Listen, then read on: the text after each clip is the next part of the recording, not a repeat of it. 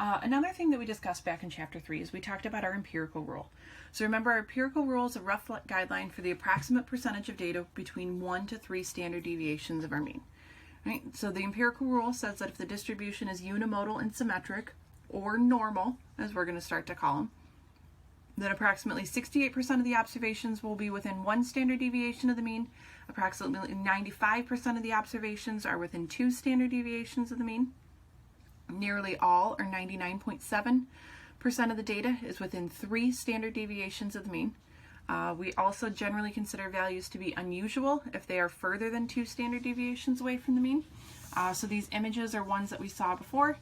Right? So within 1 standard deviation of the mean is 68%. Within 2 standard deviations of the mean is 95%. And then anything that lands out in these little tails, right, those are unusual values. And those unusual values are within 3, well, not necessarily always within 3 standard deviations of the mean, but they're within those tails that are outside of our 2 standard deviations of our mean. Okay, so according to the empirical rule, what percent of z-scores are between -1 and +1? Well, z-scores compare to our standard deviations.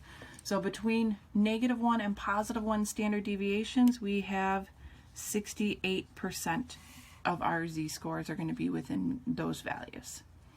Right? Within 2 standard deviations, we have 95%.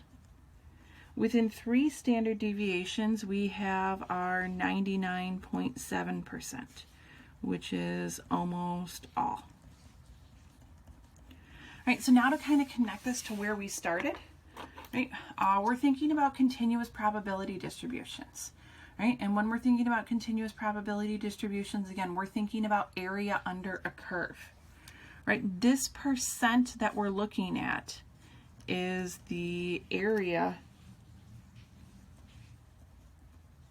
under the curve.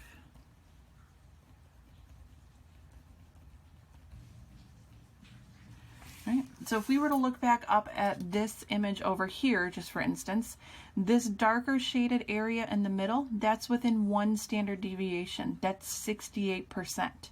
And if our area under our total curve is 100%, we have 68% in the shaded area in the middle. As we move out, well, now we have 95% in this shaded area in the middle, and then we go all the way out to 99.7% in that shaded area. All right, roughly what percent of z-scores are between 1 and 2? If we go up here, here's within 1 standard deviation, here's within 2. We see 13.5% in that little piece right there. So our answer to D is going to be 13.5%. And then our answer to E, roughly what percent of z-scores are greater than 0?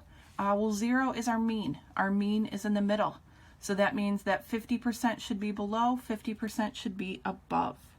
So our answer to this final one is going to be 50%.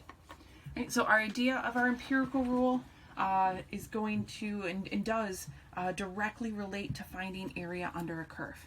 The only difference is, instead of just focusing on nice even standard deviations like 1, 2, 3, -1, -2, -3, right, what happens if we have a z-score of 1.7? Right? What happens if we have a z-score that's not one of those nice standard deviations? Right? We still want to be able to calculate our area, and that's where we're going to be heading to in our next set of problems.